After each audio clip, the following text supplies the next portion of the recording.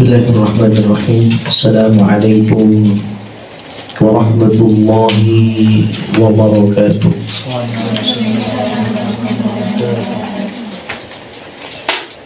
Alhamdulillah.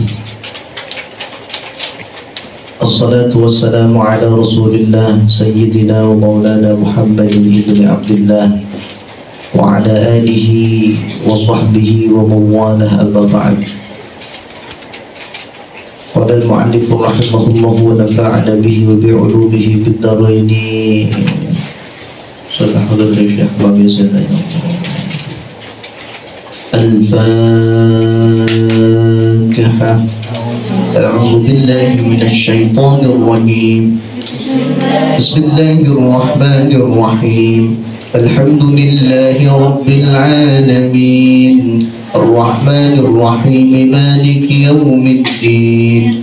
Iyyaka na'budu wa iyyaka nasta'in. Ihdinas siratal mustaqim, siratal ladzina an'amta 'alaihim ghairil maghdubi 'alaihim waladdallin. Amin. Baik,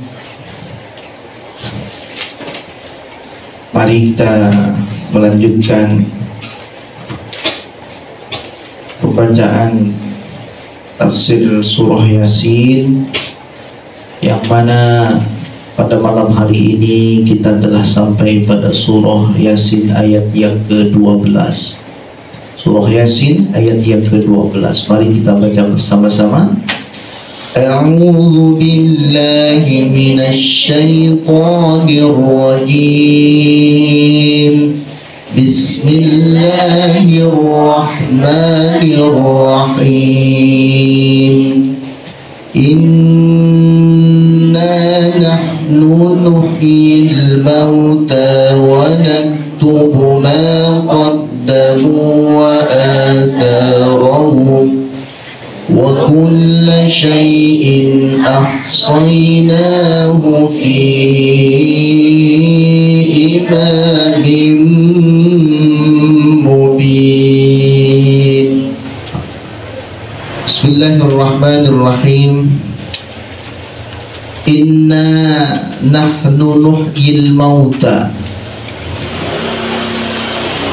Inna nahnu, sesungguhnya kami, nuhyi, menghidupkan, al-mauta, orang-orang yang mati. Artinya ay fil qiyamati au fil qabri, menghidupkan orang-orang yang mati itu baik di hari kiamat nanti atau di alam kubur. Li jawabi munkarin wa nakirin, untuk menjawab pertanyaan malaikat mungkar dan nakir. Au nuhyil qulubal mayyita, atau kami menghidupkan hati yang mati, al-maitata, yang mati. Bi'inzarika, dengan sebab pemberian peringatanmu itu. Allah subhanahu wa ta'ala menghidupkan orang-orang yang mati.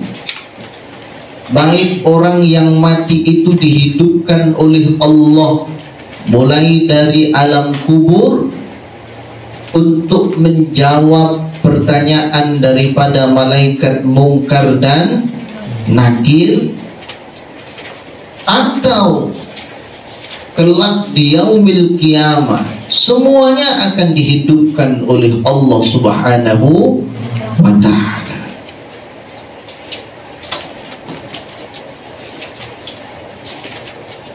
Au nuhyil quluba, atau kami akan menghidupkan hati, al-maitata, yang mati, atau Allah akan menghidupkan hati yang mati. Sebab apa? Bi'inzarika, sebab peringatan yang engkau berikan itu, wahai Muhammad. Anak-anakku sekalian, berapa banyak orang-orang yang sebab Al-Quran itu hatinya kembali menjadi hidup. Banyak orang yang hatinya sudah mati, tapi berkah Al-Quran, dibacakan saja Al-Quran, Masya Allah, hatinya hidup dan dihidupkan oleh Allah Subhanahu wa Ta'ala. Hatinya dihidupkan oleh Allah.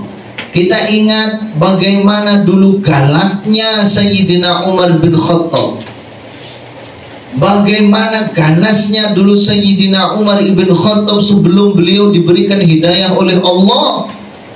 Beliau ingin membunuh Rasulullah Sallallahu Alaihi Wasallam, tapi begitu mendengar Al-Quran dilantunkan oleh adiknya, maka Sayyidina Umar ibn Khattab langsung hatinya itu luluh lantak, hatinya itu luluh, dan kemudian Sayyidina Umar masuk dalam agama Islam, mengikuti Rasulullah Sallallahu Alaihi Wasallam. Jadi terkadang kita yang memberikan peringatan itu, kenapa kok orang yang kita berikan peringatan itu kadang-kadang itu malah menolak? Kenapa orang yang kita berikan peringatan itu terkadang itu malah menyakiti kita? Bisa jadi kita yang memberikan peringatan itu kurang ikhlas. Bisa jadi kita yang memberikan peringatan itu kurang lillahi ta'ala. Loh, terkadang ada orang yang baru ngomong sebentar saja, yang diomongi itu langsung luluh hatinya.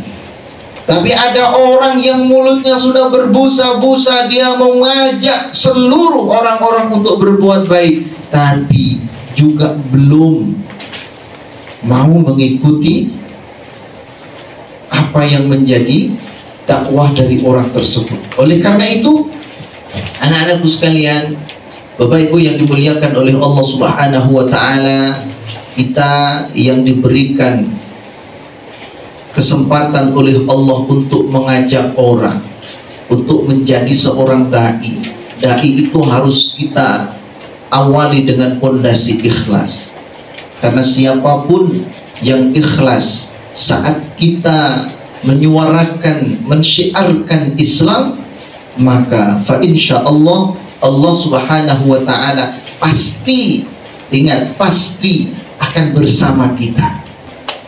La tahzan innallaha ma'ana. Jangan bersedih, Allah itu pasti akan bersama-sama kita. Maka ketika Rasulullah Sallallahu Alaihi Wasallam memberikan peringatan kepada orang-orang kafir, di antaranya banyak yang menolak, akan tetapi Rasulullah apakah marah? Tidak. Ketika Rasulullah ditolak, bahkan Rasulullah ketika berada di kota Taif, bagaimana Rasulullah Sallallahu Alaihi Wasallam, Rasulullah ketika berada di kota Taif, Rasulullah dilempar, Rasulullah dipukul sampai Rasulullah berdarah-darah. Nah, ada satu hamba sahaya yang saat itu menolong Rasulullah Sallallahu Alaihi Wasallam. Ada hamba sahaya yang saat itu menolong Rasulullah Sallallahu Alaihi Wasallam. Hamba sahaya tersebut adalah seorang Yahudi yang akhirnya dia masuk Islam. Namanya adalah Adas. Siapa? Adas. Namanya adalah Adas. Adas itu karena dia mempelajari kitabnya Yahudi, dia mempelajari Taurat. Akhirnya Adas ini tahu bagaimana sisi-sisi Rasulullah Sallallahu Alaihi Wasallam. Makanya orang-orang Yahudi itu lebih mengenal Rasulullah. Harusnya orang-orang Yahudi itu lebih mengenal Rasulullah. Kenapa? Karena sebelum Rasulullah Sallallahu Alaihi Wasallam diturunkan ke muka bumi ini, diangkat menjadi seorang Rasul, ciri-cirinya itu sudah dikatakan dalam kitab Taurat. Dan orang-orang Yahudi semuanya mengetahui itu, hanya karena ego mereka, mereka tidak mau mengakui Rasulullah Sallallahu Alaihi Wasallam. Kalau orang-orang Yahudi yang mengakui kenabian Rasulullah Muhammad SAW, maka dia akan mencari, oh ini adalah tahun di mana Muhammad sudah lahir. Oleh karena itu, ada seorang hamba sahaya yang bernama Adas. Saat Rasulullah SAW dilempari oleh orang-orang Taif saat itu, Adas melihat dari kejauhan, oh inilah Nabi akhir zaman, inilah Muhammad yang ketika dia dilempari batu, yang ketika dia itu disakiti, mereka tidak pernah membalas. Rasulullah tidak pernah membalas. Bahkan ketika malaikat Jibril, ini Jibril sudah turun, nawari Rasulullah Muhammad SAW. Apa yang ditawarkan oleh malaikat Jibril? Malaikat Jibril menawarkan, ya Muhammad, jikalau engkau berkenan, ini gunung-gunung ini yang ada di sekitar Taif akan saya angkat dan aku timpakan kepada masyarakat Taif. Apa kata Rasulullah? Jangan ya Jibril, jangan ya Jibril. Malah Rasulullah berdoa, Allahumma hdi qaumi fa innahum la ya'lamun. Ya Allah, berikan petunjuk kepada kaumku. Nah, kita sekarang ini terkadang menjadi seorang dai itu banyak tidak sabarnya.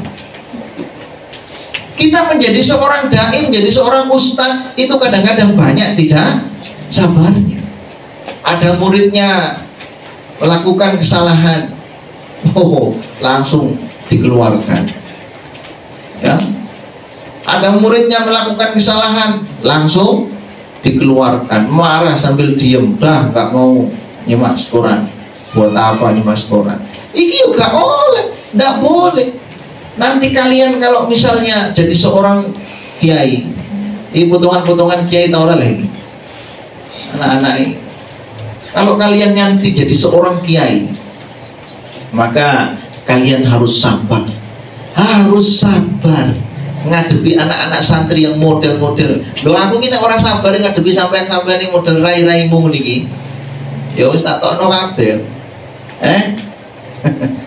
Tapi seorang dai, Masya Allah, itu sesekali harus mempunyai kesabaran yang tinggi. Seorang ustadz itu harus mempunyai kesabaran yang tinggi kalau ingin murid-muridnya itu nanti menjadi manusia yang bermanfaat. Ya Allah, ulama-ulama zaman dahulu itu tidak ada, kiai-kiai zaman dulu itu tidak ada kiai-kiai yang gampang pasot. Apa pasot itu? Gampang mengeluarkan kata-kata buruk untuk santrinya. Bahkan ketika ada santrinya yang nakalnya minta ampun, ya, ada kisah ini ya, ada seorang kepala pondok itu ya lurah pondok. Ada seorang lurah pondok. Tiap hari lurah pondok tersebut itu, Masya Allah, sudah hatinya itu sudah sakit, dibikin sakit. Oleh siapa? Oleh anak buahnya, para santri yang delur-delur itu, yang dablek-dablek ini. Satu ketika ini lurah pondok ini mangkel, awas nanti tak laporkan sama kiai. Loh, dalam waktu yang bersamaan itu kiai manggil lurah tadi, dipanggil, Rene Mas, panggil sini. Ada apa ya? Jae, tolong saya catatkan nama-nama santri ya, beling-beling, santri yang dablek-dablek, santri yang nggak bisa diatur itu, tolong catat namanya.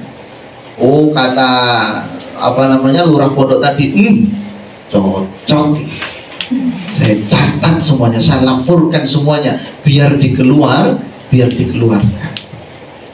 Nggak sabar ini lurah pondok, tanya sama kiai. Tanya kiai, ada apa dengan santri-santri itu kiai? Memang santri-santri itu dablek kiai, apakah mau jenengan keluarkan kiai? Loh ora, tidak akan saya keluarkan. Terus gimana? Mau saya doakan. Loh, itulah kesabaran santri-santri itu. Kenapa? Karena seorang kiai itu mengikuti Rasulullah Shallallahu Alaihi Wasallam. Bagaimana sabarnya seorang kiai karena mengikuti Rasulullah Shallallahu Alaihi Wasallam. Al ulama warathatul anbiya. Mana yang diikuti? Rasulullah Shallallahu Alaihi Wasallam. Kesabarannya Rasulullah. Lalu menjadi seorang dai itu kalau nggak sabar, menjadi seorang ustadz itu kalau nggak sabar, mohon maaf. Nabi Nuh itu dakwah usianya beliau berapa? 950 tahun. Wakilah ada yang mengatakan 950 tahun. Beliau itu diangkat menjadi nabi itu umur antara 500-an tahun. Memang panjang usianya. Usia 500 tahun baru diangkat sebagai seorang rasul. Kemudian Nabi Nuh berdakwah. Kalau 950 tahun beliau mulai diangkat menjadi seorang rasul, berarti berapa tahun itu? 450 tahun. Beliau berjuang 450 tahun. Berdakwah ke sana kemari. Dikatakan dalam Al-Qur'an itu lailau wa nahar. Dakwahnya Nabi Nuh itu siang dan malam. Gak hanya siang saja. Kita ini jadi ustadz kadang-kadang nunggu panggilan tok, nunggu panggilan saja. Muridnya surat tahu di openi, muridnya tidak pernah di openi. Kiainya kesana kemari terima undangan tok, pakai tarif lah, mahal. Tak kandani, Nabi Nuh itu dakwah 450 tahun. Itu muridnya itu hanya 70 orang. Jangan banding aja. Saya sampean. Dakwah kok sampai 450 tahun. Punya murid cuma 70, padahal dakwahnya itu siang dan malam. Saya yakin saya mau berhenti jadi kiai kalau saya. Tapi Nabi Nuh, Masya Allah, ulul azmi, termasuk 5 rasul yang dikatakan dalam Al-Quran termasuk ulul azmi. Apa ciri-ciri ulul azmi? Mempunyai kesabaran yang tingkat tinggi. Maka kalian itu jadi kiai nanti harus punya kesabaran yang tingkat tinggi. Kita kembali kepada tafsir. Aunuhil qulubal mayyitata bi'inzalika. Jadi ketika kita memberikan peringatan kepada seseorang, belum tentu orang yang kita peringatkan itu akan nurut kepada kita. Nah, saat itulah kita diuji oleh Allah Subhanahu wa ta'ala dengan apa? Dengan kesabaran. Dengan kesabaran kita diuji oleh Allah Subhanahu wa ta'ala. Kalau kita tidak sabar menghadapi ujian-ujian itu, maka kita pun akan menjadi manusia yang gagal. Eling-eling tenanan. Yo, nanti kalau kamu jadi ustadz, jadi kiai, punya pondok, santri ini udah beling-beling ya, kayak wajah-wajahmu ini, wajah-wajah beling-beling kabeh.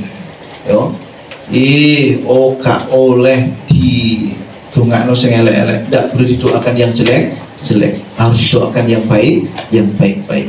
Baik, kita lanjut. Wa naktubu ma qaddamu wa atharahum. Wa naktubu, dan kami menuliskan apa-apa qaddamu, yang mereka kerjakan dulu ya, wa atharahum, dan juga bekas-bekas yang mereka tinggalkan. Artinya nakmuru, kami perintahkan. Siapa yang diperintahkan oleh Allah? Kiraman katibin. Kiraman katibin itu adalah malaikat yang mulia lagi mencatat amal. Bi ayyaktubu, agar mereka mencatat a'malahum, amal-amalan mereka, minal khairi wasyarri, dari amalan yang baik dan juga amalan yang buruk. Wa naktubu ma qaddamu wa atharahum. Allah Subhanahu wa ta'ala akan memerintahkan kiraman katibin. Siapa kiraman katibin?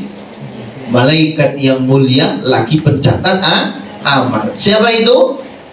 Raqib dan Atid. Raqib dan Atid. Raqib pencatat amal, baik, atid pencatat amal buruk. Akan dicatat oleh Allah Subhanahu wa ta'ala segala apa yang kita lakukan selama di dunia. Dikatakan minal khairi, dari yang baik-baik, wasyarri, maupun yang buruk-buruk, semuanya dicatat oleh Allah Subhanahu wa ta'ala. Wa qala ba'dul mufassirin, dan dikatakan sebahagian mufassir, al muradu bi atharihim, yang dimaksud dengan bi atharihim, bi atharihim, atharuhum dalam surah Yasin ini, dalam ayat ini adalah khutwatuhum ilal masjid. Yang dimaksud dengan atharuhum yang ada dalam ayat ini adalah langkah-langkah mereka yang mereka langkahkan menuju ke masjid. Langkah kita yang kita langkahkan menuju ke masjidnya Allah Subhanahu wa ta'ala untuk mengikuti sholat berjamaah.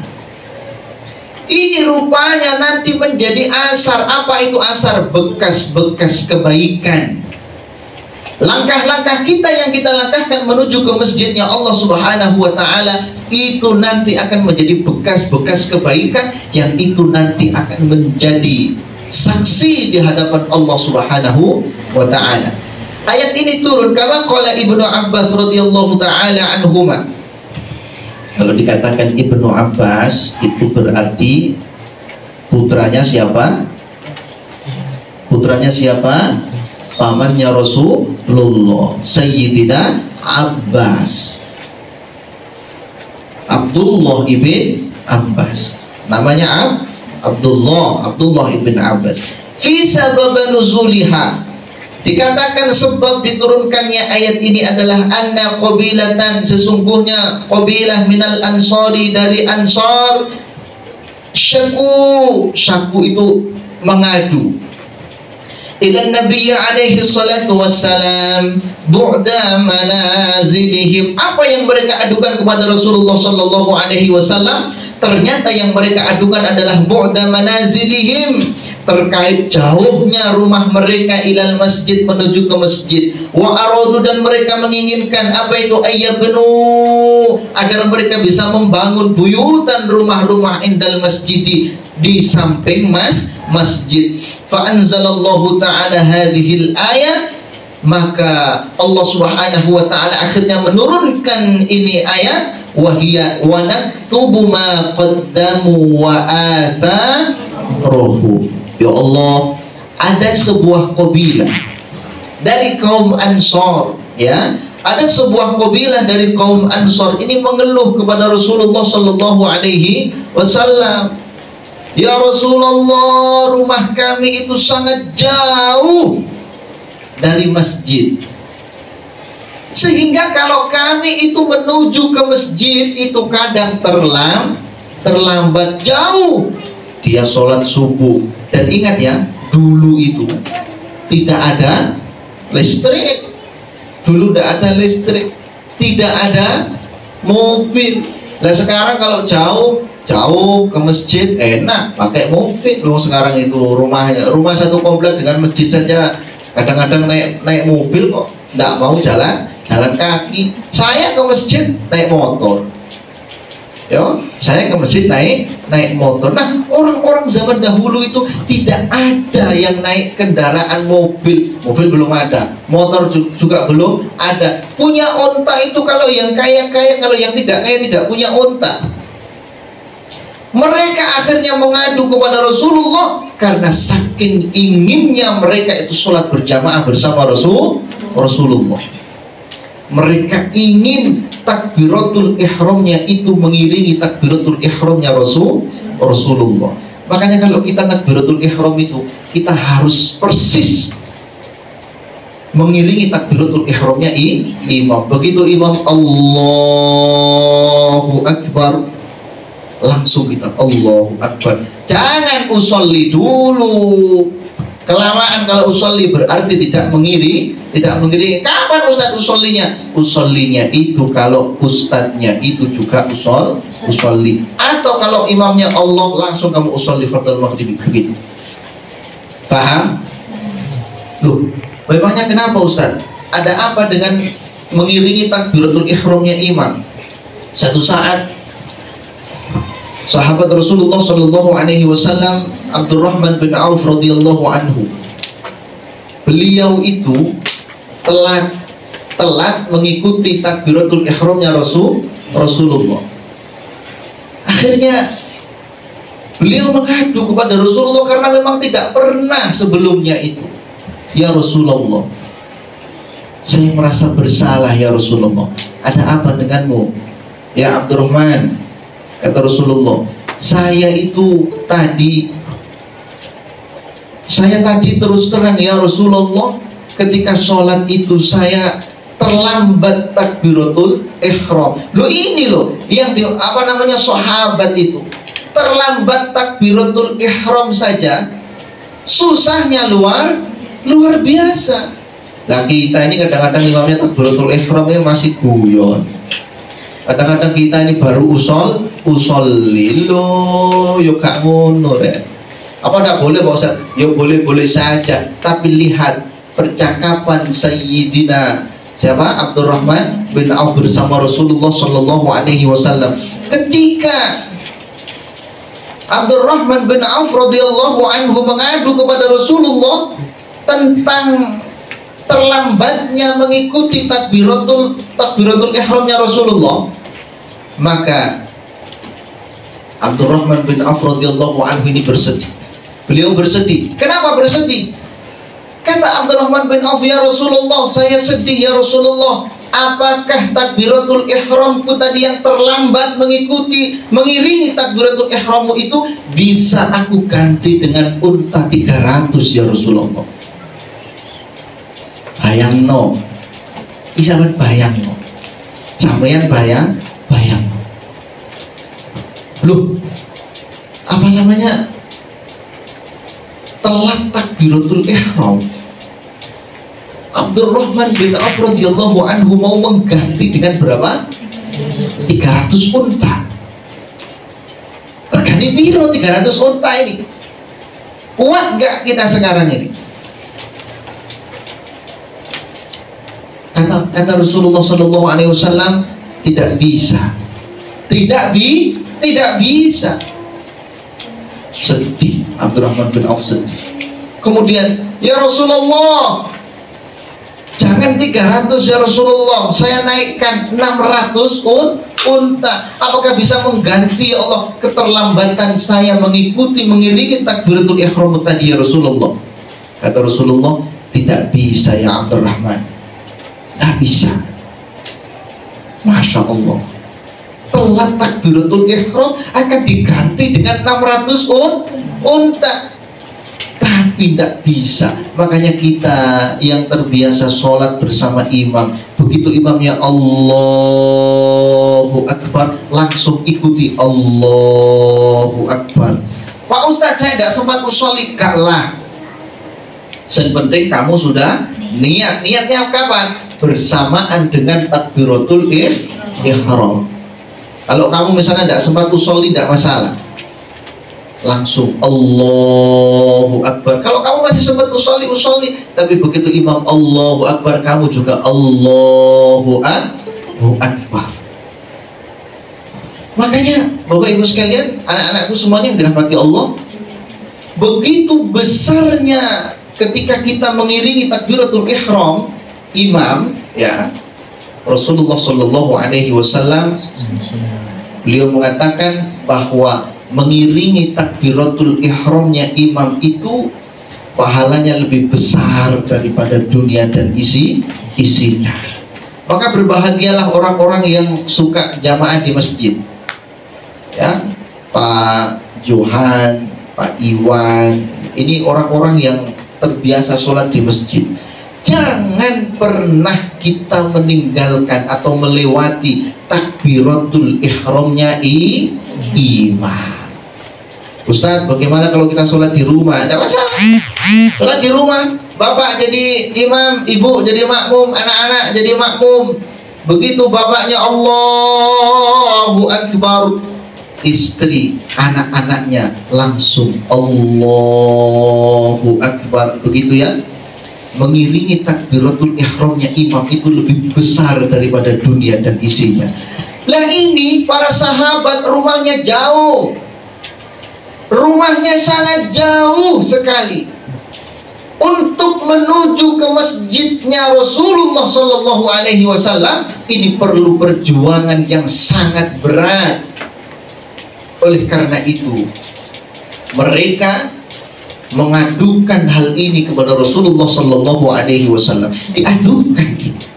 Diadukan kepada Rasulullah, ya Rasulullah, jauh ya Rasulullah rumah kami dari masjid. Kami ingin membangun rumah-rumah di masjid. Akhirnya apa? Rasulullah Shallallahu Alaihi Wasallam membacakan ayat ini, turun ayat wa naktubu ma qaddamu wa atharuhu.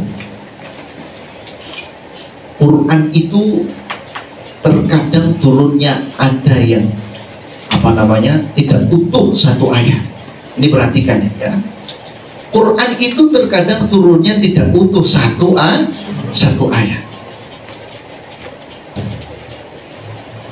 Ada dalam Al-Quran itu yang turunnya itu cuma satu kata doang. Nah, ini kamu harus tahu ya. Kalian yang mondok Quran itu harus tahu. Ada bagian Al-Quran dalam ayat Al-Quran itu yang turunnya itu hanya satu kata kok. Jadi malaikat Jibril itu jauh-jauh dari langit kemudian menemui Rasulullah itu hanya menyampaikan satu kata. Uhilla lakum laylatas siyamir rafathu, terus ya, ila nisaikum hunna libasul lakum wa antum libasul lahun. Terus alimallahu annakum kuntum takhtanuna anfusakum fataba alaikum wa afa ankum. Terus fal'ana bashiruhunna wabtaghu ma kataballahu lakum. Stop. Wa kulu washrabu hatta yatabayyana lakumul khaytul abyadu minal khaytil aswadi. Dulu itu cuma sampai minal khaytil aswadi, tidak ada minal fajri. Sehingga ketika para sahabat ingin sahur, ingin sahur, kemudian batas sahur itu adalah batas di mana kita sudah melihat orang-orang itu memintal benang, bisa membedakan mana benang putih, mana benang yang warna hitam. Sehingga para sahabat itu memintal benang di depan rumah. Ada yang masang benang. Iki pokoknya benang iki wis kelihatan. Sudah kelihatan putih, berarti aku sudah tidak boleh lagi sahur. Itu dilakukan oleh para sahabat. Lama dilakukan oleh para sahabat karena pada bingung, karena untuk menentukan itu semua sahabat itu tidak sama. Akhirnya turunlah ayat minal fajr. Jadi batasnya sahur itu adalah fajar. Bukan fajar. Fajar itu gimana sih? Fajar itu ya timbulnya fajar sotik. Jadi kamu harus tahu. Nanti kalau ada pertanyaan ya, ayat mana yang turun tidak utuh dan diturunkan hanya satu kata atau satu kalimat, yaitu minal fajr. Surah Al-Baqarah ayat berapa itu? 185 187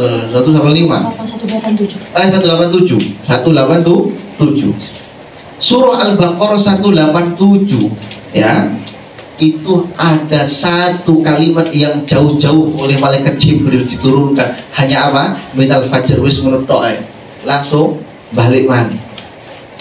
Malaikat Jibril balik lagi. Nah, anak-anakku sekalian, ini kita harus tahu ya. Jadi batas betul-betul orang sahur itu adalah fajar. Tapi ada tapinya. Karena kita tidak tahu fajar itu kapan datangnya, maka ada yang namanya imsak dalam bahasa kita. Sebetulnya imsak dalam bahasa kita itu beda dengan imsak dalam bahasa Arab. Karena imsak dalam bahasa Arab itu ya puasa itu sendiri. As-shaum al-imsak, puasa itu ya imsak.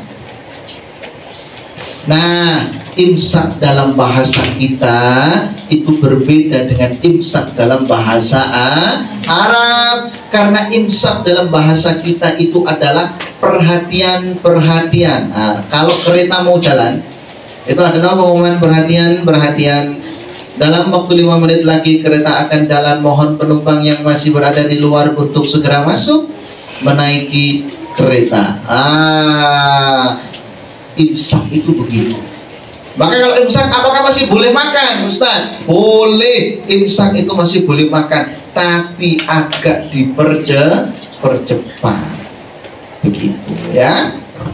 Baik, Tuk Timur. Nah ini para sahabat, Masya Allah, saking kepinginnya dia itu dekat dengan masjid, mempunyai rumah dekat dengan masjid, maka dia mengadu kepada Rasulullah Sallallahu Alaihi Wasallam. Kemudian turunlah ayat ini dan Rasulullah membacakan, wa naktubu ma qaddamu wa atharahum. Apa firman Allah? Dan kami menuliskan apa yang telah mereka kerjakan dan bekas-bekas mereka yang tinggalkan. Artinya bekas-bekas ketika dia menuju ke masjidnya Allah Subhanahu wa Ta'ala untuk sholat berjamaah dan untuk majelis ilmu. Lu perhatikan, jadi setiap langkah yang kita langkahkan untuk menuju ke masjidnya Allah itu akan ditulis oleh Allah sebagai bekas-bekas kebaikan-kebaikan kita, ya.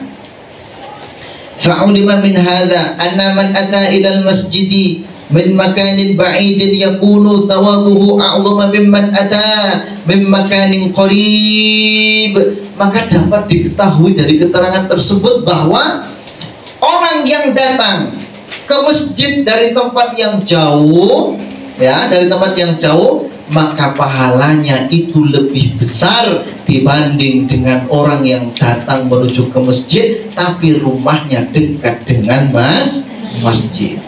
Oh, mendengar itu Masya Allah, sahabat yang rumahnya jauh dari masjid itu tidak kepingin lagi bangun rumah dekat masjid. Kenapa? Setiap langkah yang mereka langkahkan menuju ke masjid ini dianggap oleh akan dicatat oleh Allah Subhanahu wa Ta'ala sebagai penghapus dosa.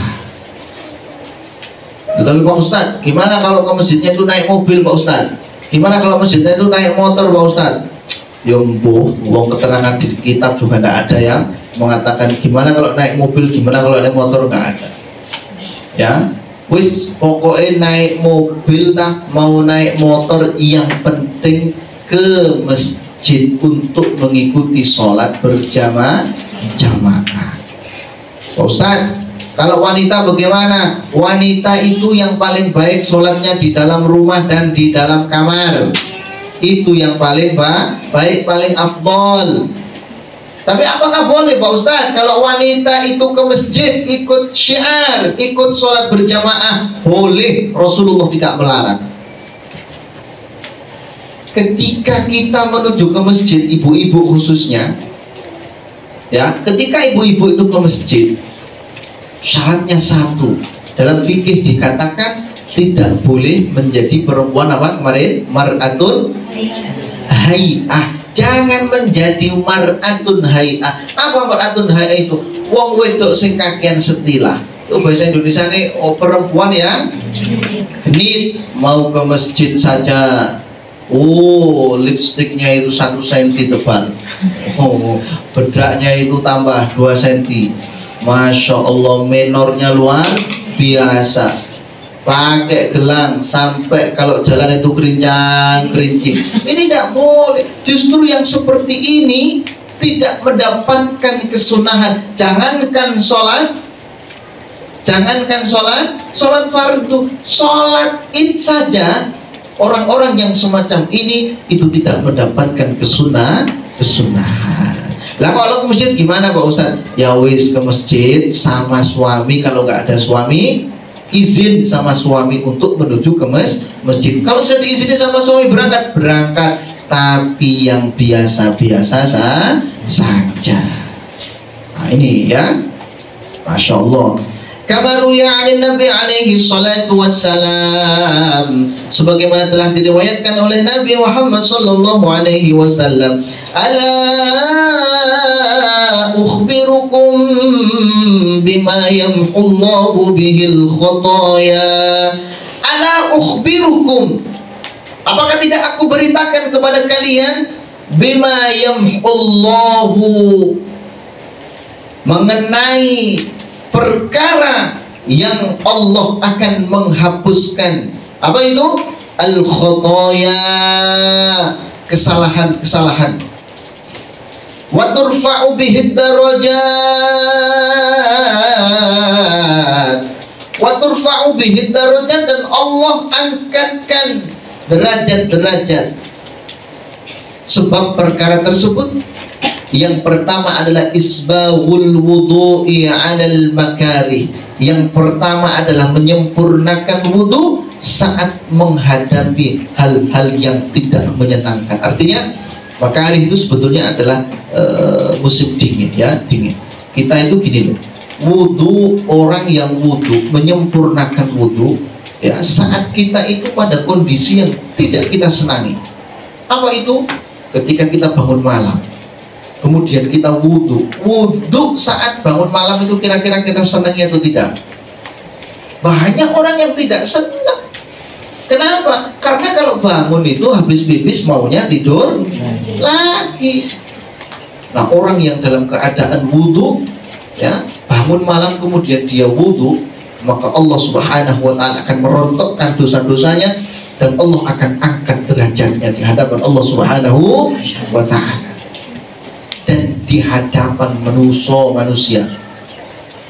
Loh, makanya kalau kita itu mampu menyempurnakan wudhu di saat-saat kita yang yang tidak kita senangi, ya, saat-saat dingin seperti di malam hari, ini hebat. Kalau ada orang yang wudhu itu hebat, wudhu di malam hari loh, ya, bukan wudhu di siang hari. Kalau siang hari mah pengennya wudhu terus, panas, di luar panas, wudhu terus, ya, di luar panas, pengennya wudhu terus.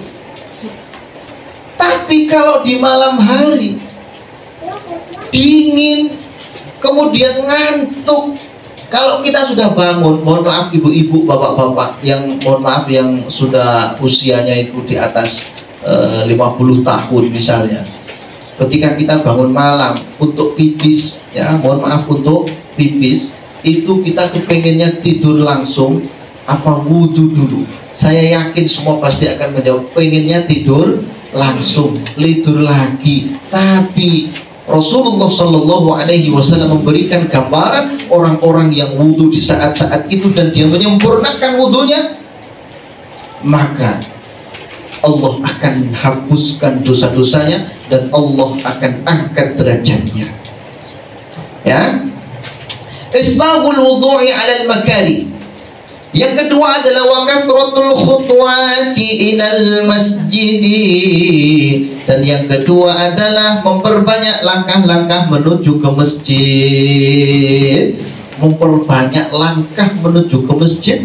Ini dikatakan dalam riwayat lain, setiap langkah yang kita langkahkan itu akan mendatangkan ampunannya Allah Subhanahu wa ta'ala, akan dihapuskan dosa-dosa kita oleh Allah, dan akan diangkat derajat kita oleh Allah. Dan saat kita berjalan menuju masjidnya Allah, artinya kita jalan menuju Allah. Dan kalau kita jalan menuju Allah, maka Allah akan berlari menuju kita.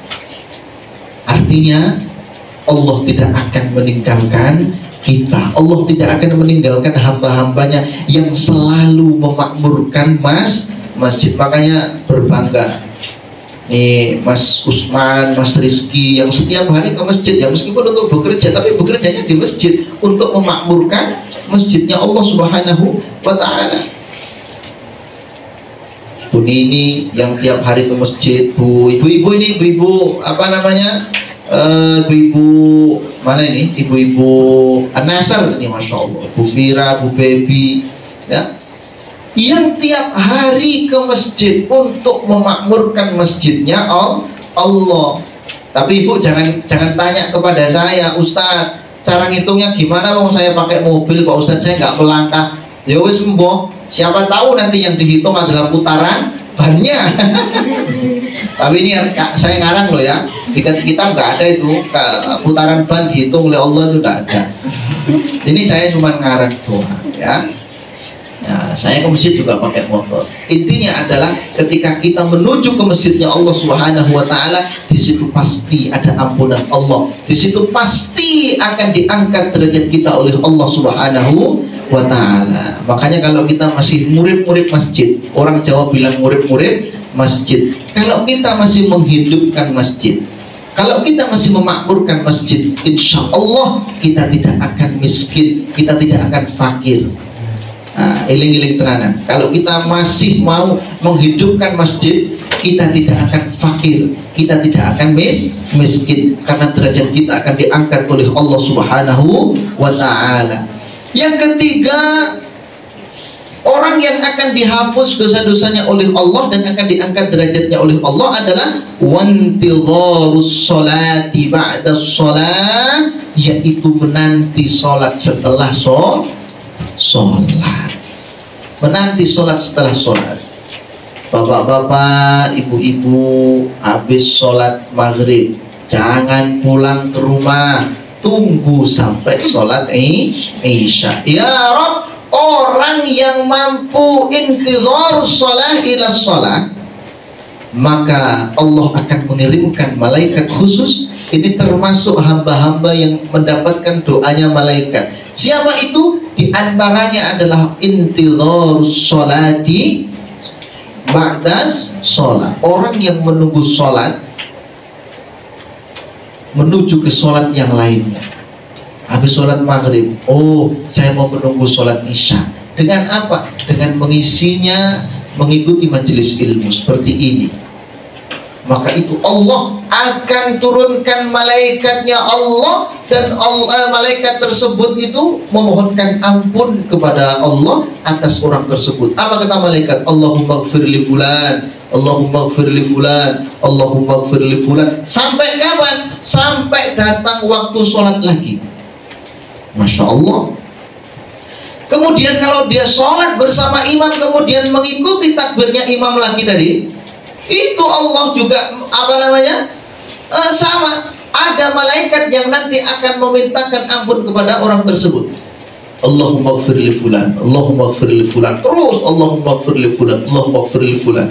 Loh, dengan demikian sebetulnya kalau kita itu ya menunggu waktu sholat, ya dari sholat satu ke sholat yang lain, yang tidak yang tidak lama itu yang memang maghrib sampai isya, ini yang tidak lama.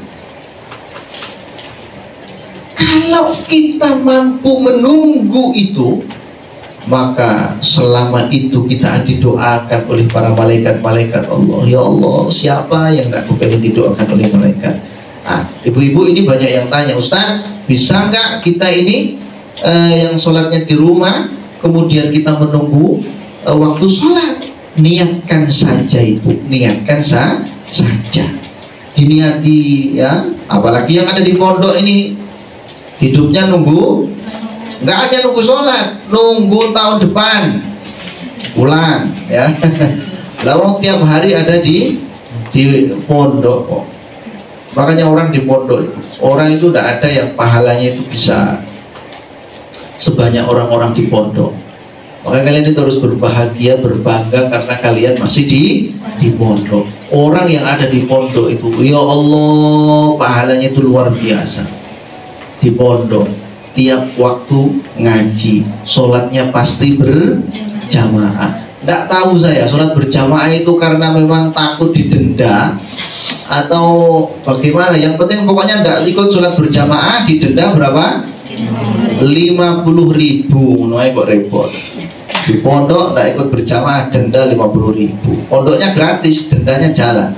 Tapi delalai yuk kak, sing nggak ikut sholat, semuanya ikut sholat. Jadi pokoknya intidharus sholati ba'da sholat, menunggu sholat saat kalian sudah selesai melakukan sholat. Orang yang semacam ini Allah akan mengirimkan malaikat khusus, dan malaikat itu nanti akan memohonkan ampun kepada Allah. Allahumma ighfir li fulan, Allahumma ighfir li fulan, Allahumma ighfir li fulan. Terus makanya orang-orang itu yang biasa menghuni masjidnya Allah, yang biasa untuk menunggu sholat di masjid, itu pasti Allah Subhanahu wa ta'ala akan mengampuni dosa-dosanya.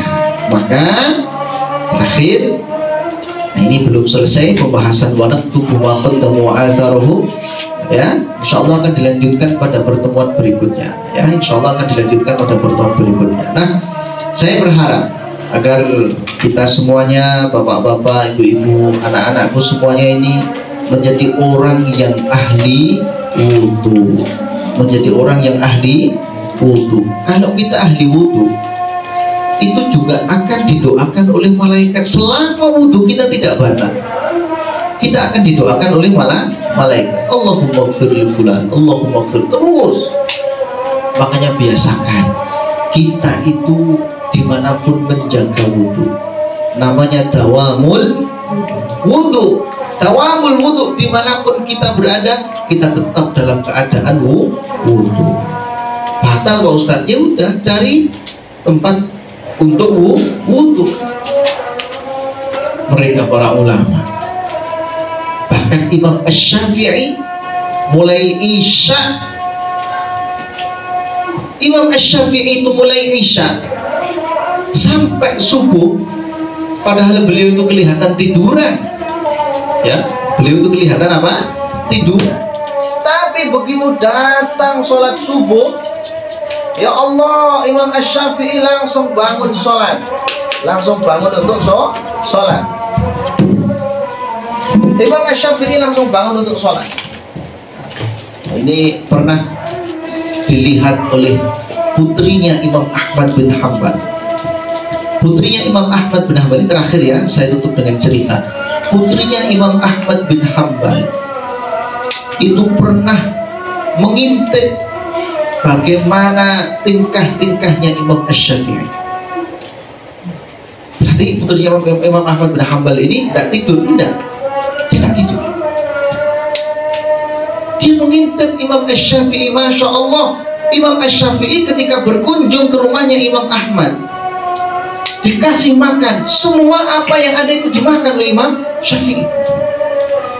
Putrinya tanya, ya, itu gurunya ayah.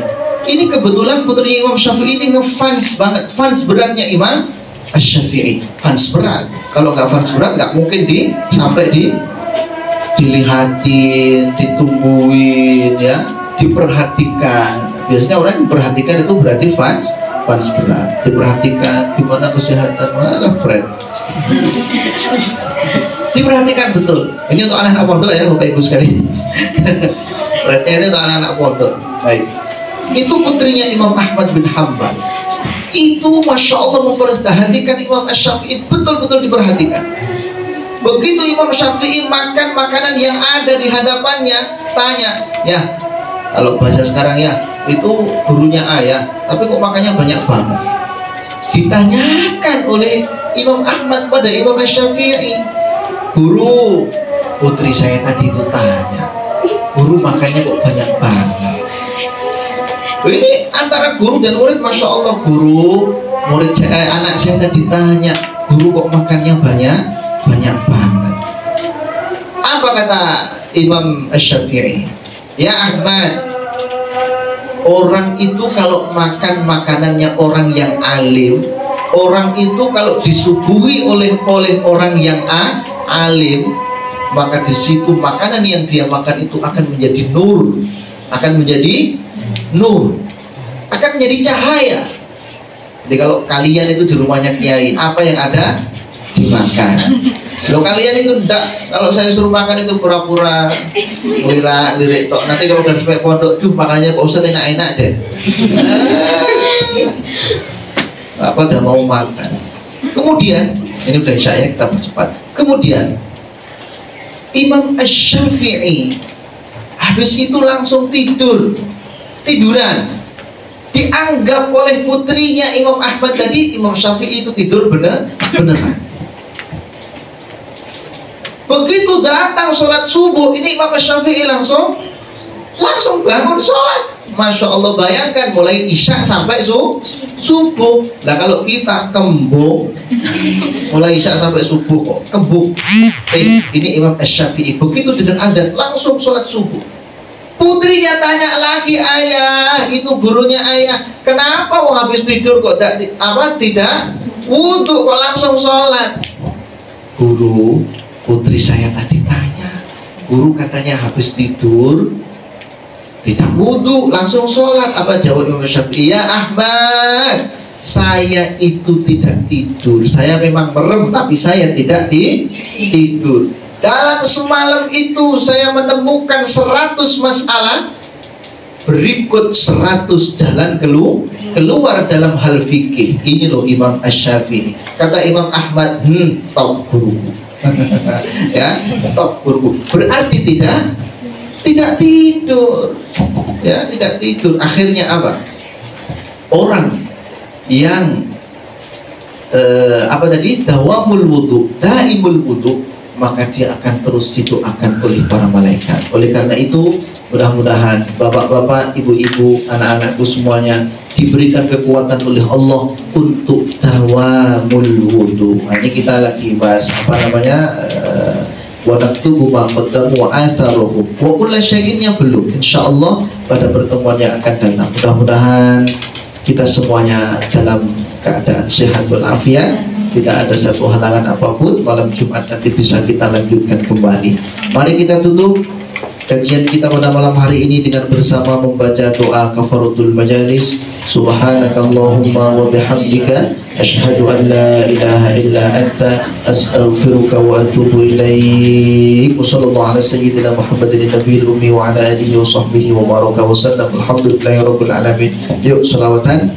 Sallallahu rabbuna ala nuril mubin Ahmad al-Mustafa sayyidil mursalin.